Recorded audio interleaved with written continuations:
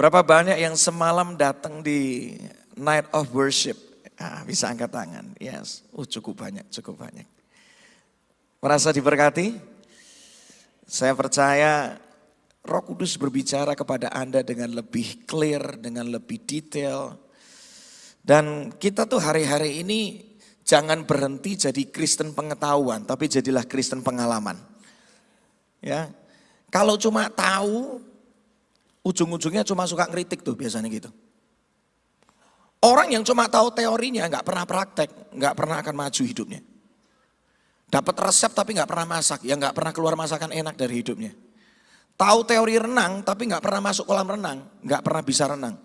Padahal seringkali Tuhan mau kita nggak cuma sekedar tahu, tapi sampai kita ngalamin dan suatu kali Tuhan bisa pakai kita jadi juara renang malahan. Itulah Tuhan kita, ya. Hari ini jangan jadi Kristen pengetahuan, tapi jadi Kristen pengalaman. Karena orang yang ngalamin Tuhan pasti akan terus haus dan lapar sama Tuhan. Orang yang ngalamin Tuhan pasti pengen menceritakan banyak tentang siapa Tuhan dalam hidupnya, ya. Nah, pagi hari ini saya mau bicara tentang sesuatu yang sederhana, bicara tentang hidup yang penuh dengan semangat. Hidup yang penuh dengan apa? Semangat, ya. Orang tuh kelihatannya masih hidup, tapi belum tentu semangat hidupnya masih ada. Kelihatannya masih beribadah, tapi bisa jadi cuma rutinitas tok. Datang beribadah, tapi semangatnya untuk melihat Tuhan berkarya lebih dalam hidupnya udah gak ada. Ya nyanyi biasa aja. Ibadah doang. Tapi kehausannya, kelaparannya, semangatnya untuk melihat Tuhan bekerja lebih lagi. Tuhan mau apa lagi dalam hidupku, udah gak ada. Ada orang yang kelihatannya masih menikah, tapi semangatnya untuk menjalani pernikahan sudah gak ada. Orang Jakarta ngomongnya gini, lulu gue. Masih tinggal satu rumah, tapi cinta sudah tawar. Mimpi-mimpi yang dulu digadang-gadang waktu awal menikah. Dulu waktu mau menikah punya mimpi bersama. Suatu kali ya kita akan ngalamin ini, ngalamin itu. Kita akan punya usaha ini dan itu. Tapi hari ini semangatnya sudah gak ada. Sudah tawar semua. Masih kerja, tapi semangatnya untuk ngalamin Tuhan dalam pekerjaannya sudah gak ada. Dulu awal bekerja, mungkin beberapa dari kita pernah berkata, suatu kali aku akan jadi bintang di perusahaan ini. Suatu kali aku akan dibawa naik dan tidak turun. Suatu kali bahkan Tuhan akan percayakan aku usaha sendiri. Awal semangat, tapi bisa jadi hari ini mimpi itu sudah engkau letakkan dan engkau berkata, sudahlah Tuhan rasanya gini-gini aja juga gak apa-apa. Betul gak? Banyak orang kelihatannya masih hidup loh, tapi semangat hidupnya sudah hilang. Masih melayani gak cuma di gereja ya. Tapi bisa di mana-mana, dalam keluarga, di masyarakat, dimanapun kita berada, kita tuh bisa melayani. Kita bisa membantu orang, kita bisa menambahkan nilai dalam kehidupan orang. Dulu mungkin kau dikenal orang yang begitu berapi-api luar biasa. Tapi bisa jadi hari ini semangatmu sudah padam. Sampai akhirnya pelayanan ya cuma rutinitas, sudah gak ada apinya lagi. Saya cuma percaya satu hal, kalau Tuhan masih kasih kita nafas, masih ada sesuatu yang baru yang Tuhan mau kerjakan dalam hidup kita. Tuhan belum selesai, katakan amin. Orang semangat hidupnya bisa padam karena apa sih?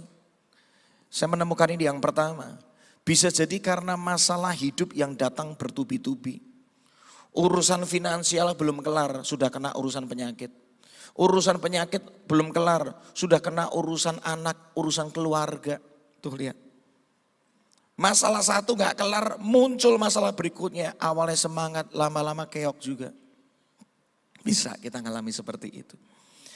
Bisa jadi semangat hidup kita padam karena kita kehilangan orang yang kita kasihi atau cintai begitu dalam. Separuh jiwaku pergi, rasanya aku pengen mati aja deh. Bisa jadi engkau sedang ngalamin itu hari ini. Orang semangat hidupnya padam bisa jadi karena banyaknya kegagalan atau kesalahan masa lalu. Bisa. Orang tuh kehilangan semangat hidup gara-gara selalu diintimidasi sama iblis akan kesalahannya. Sudahlah, Kamu tuh kan banyak salah, banyak bikin dosa, nggak usah bermimpi besar deh. Betul nggak? Seringkali kita ngalamin kayak gitu. Udahlah kamu tuh dulu, udahlah hidupmu tuh nggak karuan. Sudahlah ngapain kamu sok-sok mau punya ngalamin Tuhan, sudahlah. Kamu tuh diciptakan biasa, kamu nggak perlu muluk-muluk hidup. Karena dosa, akhirnya kehilangan pengharapan akan masa depan. Bisa jadi karena hari ini banyak sekali perkataan intimidasi yang datang menyerang hidupmu. Ya. Multimedia bisa tampilkan, tadi saya udah kasih slide-nya. Bisa jadi karena engkau sedang berjuang, tapi tiba-tiba ada perkataan negatif datang menyerang engkau. Sudahlah kamu tuh ngaca aja, kamu tuh siapa, kamu tuh punya apa, kamu tuh bisa apa. Ya kalau itu hebat, keturunan orang kaya, punya koneksi banyak, lu siapa? Bisa jadi ada orang yang hari ini sedang melemahkan imanmu. Sampai akhirnya engkau mulai berpikir, sudahlah hidupku gini-gini aja gak apa-apa. Bisa jadi kehilangan semangat hidup karena penantian yang begitu lama. Engkau capek, engkau lelah menunggu kapan ya Tuhan akan membuka jalan. Kapan ya Tuhan akan menolongku. Kapan janji Tuhan tergenapi di hidupku. Bisa jadi hari ini kita sedang lelah dalam penantian. Bisa jadi kita seperti orang yang sedang kehilangan visi, gak tahu kemana hidup kita. Kayak mobil, gak punya tujuan, puter-puter bensinnya habis. Karena gak ngerti mau kemana dalam hidupnya. Bisa jadi juga orang semangat hidupnya padam. Justru ketika dia merasa Tuhan sudah banyak berkarya dalam hidupnya. Terlalu nyaman, terlalu aman. Dan merasa udahlah Tuhan panggil aku pulang. Kalau Tuhan belum ngomong selesai, jangan ngomong selesai dulu. Tuhan itu yang punya hidup kita. Tangkap ini. Hari ini mungkin ada beberapa orang di tempat ini yang merasa, saya udah usia segini udah. No. Selama masih ada nafas, masih ada anugerah dan rencana Tuhan terbaik dalam hidupmu. Tuhan belum selesai. Yohanes 10 ayat 10 mengatakan, pencuri iblis itu datang untuk mencuri semangat hidupmu, mencuri mimpi-mimpi dan rencana Tuhan dalam hidupmu, membunuh dan membinasakan. Tapi ingat ini, Yesus datang supaya kita semua mempunyai apa? Katakan hidup. Yes. Dan mempunyainya dalam segala apa?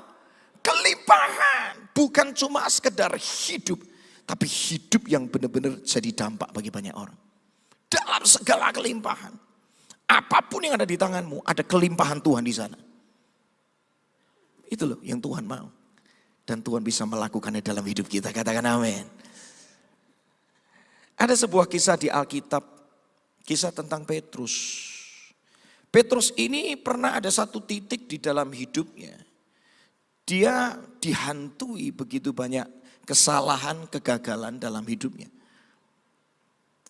Belum lagi dia kehilangan guru yang dicintainya. Dia kehilangan Yesus karena Yesus waktu itu mati.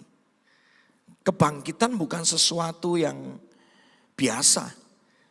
Murid-murid Yesus pun belum pernah melihat seseorang yang berkata bahwa dia akan bangkit pada hari ketiga dan dia akan bangkit. Jadi wajar kalau murid-muridnya pun mengalami ketakutan. Petrus sempat dalam hidupnya dihantui kesalahan akan masa lalunya. Dari mulut yang sama loh, dia ngomong sama Yesus. Sekali-kali aku gak bakal meninggalkan engkau. Tapi dari mulut yang sama menyangkal Yesus 3 kali. Betul? Dia diajarin sama Yesus, kalau memang engkau murid-muridku, ayo jadi orang yang penuh dengan kasih, saling mengasihi. Jadilah pembawa damai. Diajarin sama Yesus seperti itu. Ketika Yesus ditangkap di Taman Getsemani, siapa yang potong telinganya Malkus? Petrus. Kasar, temperamental. Dia banyak kegagalan dalam hidupnya. Di satu titik, sekalipun Tuhan sudah panggil dia, kamu jadi pendiri jemaat mula-mula ya. Petrus, kamu akan menjangkau banyak jiwa dalam hidupmu. Tapi dia udah meletakkan semua panggilan itu. dia kembali jadi nelayan. Betul? Harusnya dia itu penjala manusia. Tuhan sudah panggil dia. Tapi dia kembali jadi penjala ikan. Kembali kepada sesuatu masa lalunya. Padahal Tuhan sudah menyatakan masa depannya. Tapi yang luar biasa, ketika Yesus berjumpa dengan Petrus setelah peristiwa kebangkitan, terjadi pemulihan besar-besaran dalam kehidupan Petrus. Orang yang seperti ini pun Tuhan bisa bangkitkan. Hari ini apapun yang terjadi dalam hidupmu, Tuhan mau bangkitkan Anda dan pulihkan Anda. Semangat hidupmu kembali bangkit. Apapun yang Tuhan percayakan di hidupmu akan penuh dengan kelimpahan dari Tuhan. Kasih tepuk tangan dulu buat Tuhan ya. Nah, apa yang Tuhan lakukan dalam kehidupan Petrus? Apa yang Yesus lakukan sih? Saya percaya firman ini sedang berbicara kuat kepada banyak dari kita. Ya. Yang pertama ini saya belajar. Lukas 5:5-6. Kita kembali ke peristiwa perjumpaan Yesus dengan Petrus pertama kali. Dan nanti kita akan bandingkan bagaimana setelah peristiwa kebangkitan Tuhan kembali menyatakan kedahsyatannya. Dan itu yang membuat seorang Petrus kembali bangkit. Ya. Lukas 5:5-6 mencatat, Simon menjawab, Guru, sepanjang malam kami ini udah kerja keras. Tapi kami gak nangkep apa-apa. Simon seorang nelayan. Dia punya kemampuan, dia punya pengalaman, dia punya fasilitas. Dia melakukan yang terbaik tapi gak dapat apa-apa. Tetapi karena engkau menyuruhnya, aku akan menebarkan jala juga. Dan setelah mereka melakukannya, mereka menangkap, Alkitab tulis apa? Sejumlah besar ikan. Ikannya jumlahnya gede, tapi nggak disebutkan jenis apa. Betul? Ya, coba kita lihat dengan detail. Dan ditutup dengan kalimat ini, sehingga jala mereka yang dipakai untuk nangkap ikan itu, mulai apa? Mulai koyak, mulai robek gara-gara nangkep sejumlah besar ikan. Terjadi mujizat yang luar biasa. Nggak nangkep ikan semalaman, di waktu yang secara manusia tidak tepat. Tapi kalau Tuhan yang suruh, waktu tidak tepat pun Tuhan masih bisa bekerja dengan luar biasa di sana. Itu Tuhan kita. Mujizat Tuhan tuh nggak bergantung sama waktu dan kondisi. Tapi kalau Tuhan sudah ngomong, kondisi diputar balikkan. Karena mujizat Tuhan lebih dahsyat dari itu. Tangkap itu. Tapi yang terjadi apa? Ketika Petrus semangat hidupnya sudah pudar. Kita coba lihat Yohanes 21. Kita lihat ayat 6. Terjadi peristiwa yang mirip. Tapi ketika saya baca detailnya, jauh lebih spektakuler. Dikatakan di sini. Dan Yesus berkata kepada mereka, ya, karena mereka murid-muridnya waktu itu sudah kekurangan lauk pauk, gak punya makanan. Mereka hidup di dalam kekeringan, makan aja udah gak ada. Yesus tuh pribadi yang peduli. Ya, tebarkan jalamu ke kanan perahu, maka kamu akan mendapatkan ikan. Lalu mereka menebarkan jala, tetapi tidak mampu lagi menariknya karena demikian apa? Banyaknya ikan. Sekilas kelihatannya mirip mujizatnya ya, betul ya? Tapi kita coba lihat ayat 11. Simon Petrus naik ke perahu dan menarik jala yang penuh dengan apa? Ikan. Ikan apa? Beda gak? Beda. Yang tadi gak disebutkan jenis ikannya. Kali ini lebih spektakuler. Menangkap ikan-ikan besar. Jumlahnya berapa ditulis? 153 ekor. Dan sekalipun demikian banyak, baca sama-sama bagian ini. Jala itu tidak, beda apa enggak? Beda. Apa yang Yesus sedang lakukan sama Petrus? Yesus sedang mengingatkan apa yang pernah Yesus lakukan dalam kehidupan Petrus sebelumnya. Dan Yesus bisa melakukan lebih dahsyat dari itu. Hari ini, kalau semangat hidupmu sedang pudar, ingat kebaikan Tuhan yang pernah engkau alami. Dan hari ini percaya, Tuhan bisa melakukan lebih dahsyat dari sebelumnya. Kasih tepuk tangan dulu buat Tuhan. Suatu kali saya lagi capek dengan pernikahan saya. Saya pernah ngalamin itu. Tuhan kok pernikahan isinya berantem mulu. Tuhan kok istriku gak ngerti panggilanku ya. Tuhan aku punya mimpi seperti ini, tapi kok kondisinya gini. Saya lelah menjalani pernikahan saya. Saya pernah ada di titik itu. Tapi tiba-tiba ketika saya capek dengan pernikahan saya, tiba-tiba tuh Tuhan mengingatkan saya, momen di mana saya diberkati dalam pernikahan saya. Saya bisa menikah itu gak gampang, saya masih ingat sekali. Karena waktu itu ketika mulai pacaran, wah prosesnya banyak. Wah lampu merah semua. Orang tua saya waktu itu gak ACC. Ada beberapa pertimbangan yang saya bisa ngerti. Dan gak berhenti di sana. Waktu itu dari pihak gereja pun sama. Wah lampu merah semua. Prosesnya gak gampang, tekanannya begitu besar. Sampai akhirnya saya sama istri waktu itu ketika masih masa pacaran ya. 4 kali putus nyambung. Karena memang prosesnya gak gampang. Saya sempat ragu bener gak ini pasangan yang Tuhan kasih. Tapi tiap kali berdoa selalu ada orang-orang yang Tuhan kirimkan untuk berbicara, Ki maju lagi. Ki maju lagi. Dan saya dikasih keteguhan hati dan segala macam. Singkat cerita melewati 3,5 tahun pacaran. Pernikahannya Juli 2013. Baru mendapatkan lampu hijau itu di ACC direstui. Baru bulan Februari akhir 2013, bayangin. Jadi saya tuh mempersiapkan pernikahan cuma 4 bulan. Cari gedung sampai akhirnya semuanya itu ditata baru 4 bulan. Seperti rasanya gak masuk akal, kayak mujizat yang gak mungkin bisa saya alami. Dan saya gak pernah lupa hari itu ketika saya diberkati. 7 hamba Tuhan itu datang semua. Dan akhirnya didoakan dengan luar biasa. Saya gak pernah kepikiran. Sesuatu yang gak masuk akal saya pernah alami dalam hidup saya. Ketika Tuhan ingatkan saya tentang hari pernikahan saya. Tuhan hari itu berkata, kalau aku bisa memberkati pernikahanmu waktu itu, aku masih Tuhan yang sama yang bisa melakukan lebih dari itu. Saya gak tahu Anda hari ini sedang ngalamin apa. Tapi coba lihat ke belakang yang Tuhan pernah lakukan. Kalau Tuhan bisa melakukannya lebih dari itu. Tangkap ini. Dia masih Tuhan yang sama. Tuhan Yesus tidak berubah. Yesusmu gak pernah berubah. Kondisi bisa berubah. Tapi Tuhan Yesus tidak pernah berubah. Tuhan adalah Tuhan yang menambahkan. Katakan amin. Sebelumnya sudah hebat. Hari ini Tuhan punya yang lebih dahsyat dari itu. Bangkit lagi, katakan amin. Bangkit lagi, katakan amin. Karena yang di depan selalu lebih baik. Tuhan itu menambahkan. Kasih tepuk tangan dulu buat Tuhan. Yes. Yang kedua, setelah Yesus melakukan mujizatnya kembali, diingatkan betapa dahsyatnya dia dalam kehidupan murid-muridnya. Terjadilah sebuah perbincangan yang menarik antara Yesus dengan Petrus.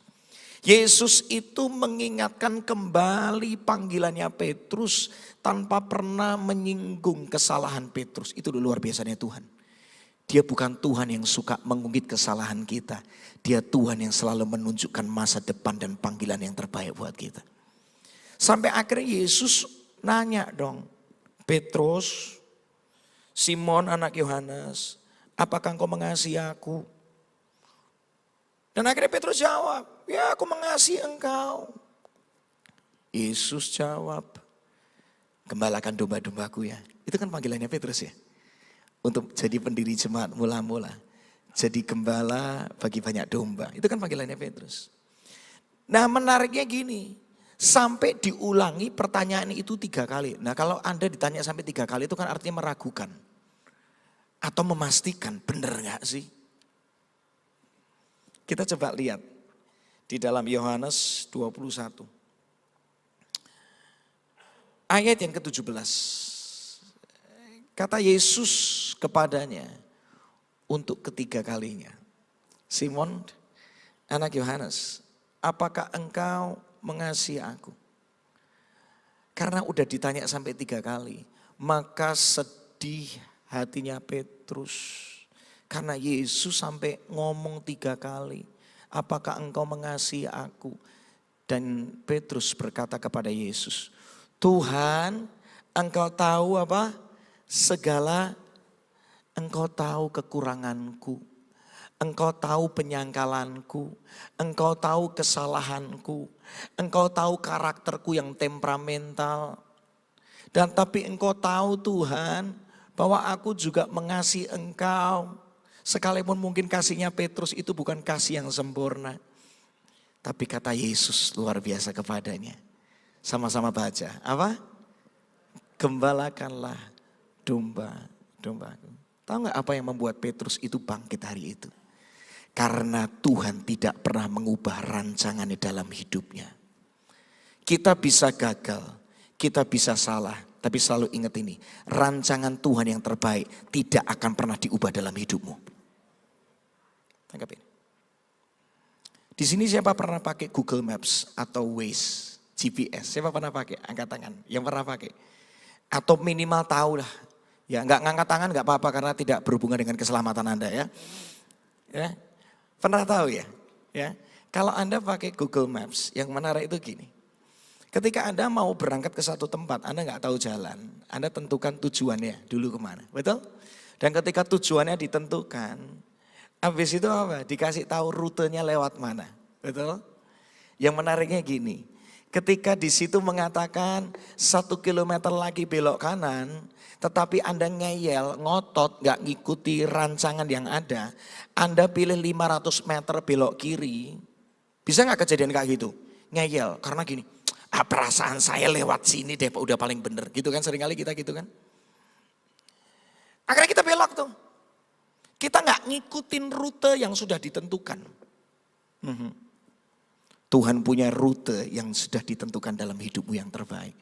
Tapi bisa jadi namanya manusia, ngeyel, ngikuti kehendaknya, ngikuti perasaannya. Betul kan seringkali kan kita gitu. Ngikutin sekarepe dhewe gitu loh, semaunya sendiri. Belok. Kalau Anda pakai Google Maps, Anda keluar dari jalur, saya mau tanya, pernah nggak Google Maps itu bodoh-bodohin Anda? Keluar jalur, abis itu dia ngomong gini, bodoh banget sih kamu, pernah nggak? Nggak pernah ya? Yang terjadi apa? Kalau Anda keluar jalur, yang terjadi gini, dia akan rerouting, cari rute yang baru. Tujuannya nggak pernah berubah, tapi selalu ada rute yang baru. Itulah Tuhanmu. Tujuannya nggak pernah berubah, tapi Tuhan selalu punya cara yang kreatif untuk membawamu supaya apa yang Tuhan kehendaki dari semula tergenapi dalam hidup kita. Kasih tepuk tangan buat Tuhan dulu dong. Bisa jadi Anda datang ke tempat ini, Anda banyak ambil keputusan yang salah. Main dikit. Bisa jadi engkau sedang dihantui kesalahan masa lalumu. Dan kau berkata bahwa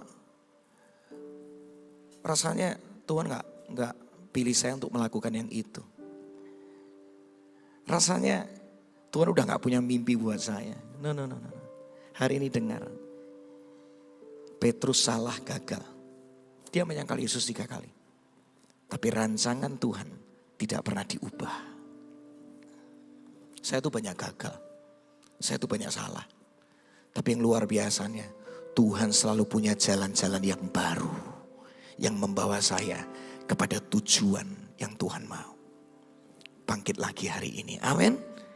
Di balik kesalahanmu selalu ada kasih karunia Tuhan di sana. Di balik kegagalanmu selalu ada cara Tuhan yang baru untuk menuntunmu. Tuhan tidak pernah kekurangan caranya untuk membawamu ke tempat yang lebih tinggi. Kasih tepuk tangan dulu buat Tuhan. Yang terakhir. Apa yang membuat seorang Petrus itu kembali bangkit? Karena Roh Kudus bekerja dalam kehidupan Petrus. Ketika Petrus dipenuhi dengan Roh Kudus, Kisah Para Rasul 1 ayat 8 menulis, Kisah Para Rasul 2 menulis, peristiwa tentang Roh Kudus itu memenuhi, menguasai, memimpin kehidupan seorang Petrus. Petrus jadi pribadi yang berubah. Dulu penakut jadi pemberani. Dulu gak bisa ngomong dengan benar, dengan baik. Jadi orang yang penuh fasih lidah bisa ngomong dengan luar biasa. Alkitab berkata Yohanes 6 ayat 63. Dikatakan yang membuat manusia hidup atau yang membuat kita bisa hidup. Kita tuliskan seperti ini. Rohlah yang memberi apa? Roh Kudus itu adalah roh kehidupan. Roh Kudus adalah roh yang membangkitkan Yesus dari kematian. Dan roh itu tinggal di dalam diri kita. Semudah apa? Semudah kita minta untuk Dia bekerja dalam kehidupan kita. Roh Kudus adalah roh penghibur, penolong dalam kesesakanmu. Alkitab berkata, Roh Kudus adalah roh yang menolong kita dalam semua kelemahan kita. Roma 8 ayat 26, tampilkan ayatnya, ada di slide saya. Roh Allah menolong kita dalam apa? Kelemahan kita. Saya tuh sering kali, tiap hari deh beneran. Saya tuh selalu jujur sama Tuhan. Tuhan suka orang yang jujur. Karena di waktu yang sama di balik kejujuranmu, ada pertolongan Tuhan dalam hidupmu. Akui keadaanmu dan akui siapa Tuhan dalam hidupmu. Itu yang membuat saya terus bangkit sampai hari ini. Hari-hari ini jadwal saya lagi, gak karu-karuan. Harus bagi-bagi waktu antara pelayanan, antara harus mikirin tim edukasi pujian penyembahan yang saya kerjakan sama teman-teman. Belum lagi harus ada waktu dengan keluarga ini dan itu. Kadang-kadang gak gampang loh. Kadang-kadang saya juga bisa lelah. Hamba Tuhan juga masih manusia yang terbatas.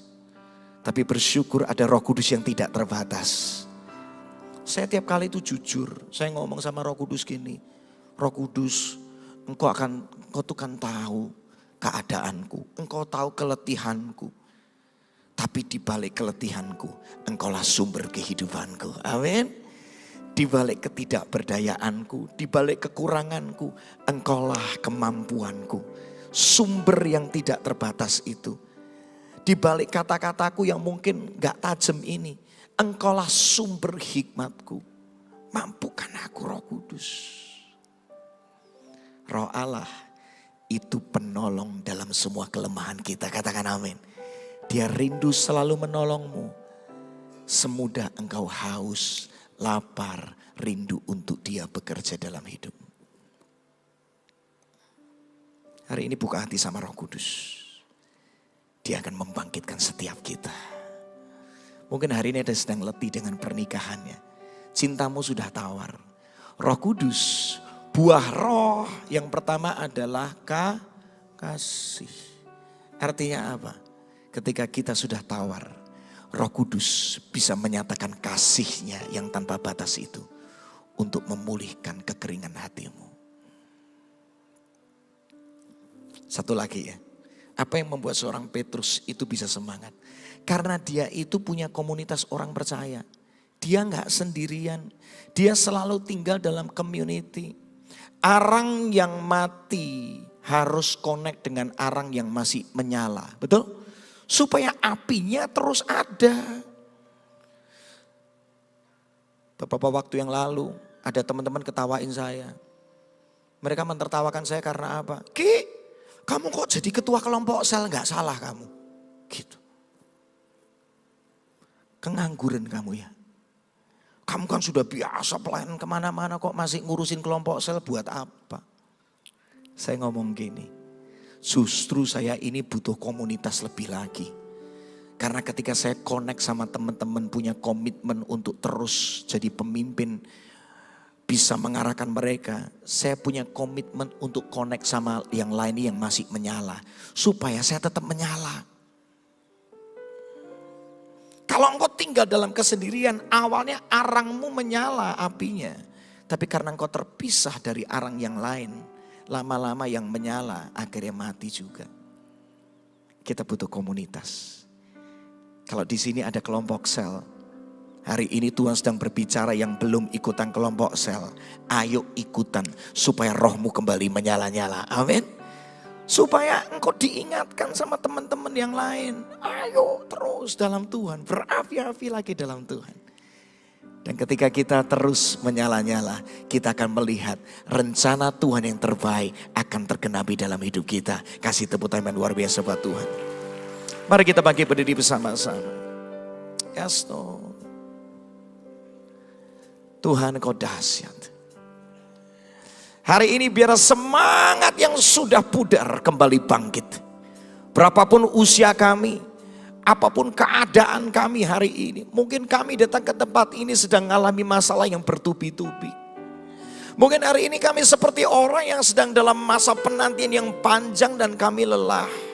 Roh Kudus, berbicaralah, kuatkan kami. Bukakan kami pewahyuan yang baru supaya kami bisa melihat masa penantian itu adalah masa yang terindah. Ketika kami menanti semakin lama, artinya semakin besar yang Tuhan mau nyatakan. Tangkap ini, ada beberapa yang sedang lelah menanti. Semakin lama engkau menanti, semakin besar Tuhan akan bekerja. Membangun apartemen 1 hektar beda dengan membangun rumah 100 meter persegi. Penantiannya beda, prosesnya beda. Kalau kita menanti semakin lama, proses semakin tidak mudah. Artinya yang Tuhan percayakan itu semakin dahsyat. Tangkap ini. Minta Roh Kudus. Penuhiku, penuhiku dengan hadiratmu. Katakan urapiku, urapiku, urapiku dengan minyak kudusmu. Angkat tangan sama-sama yuk.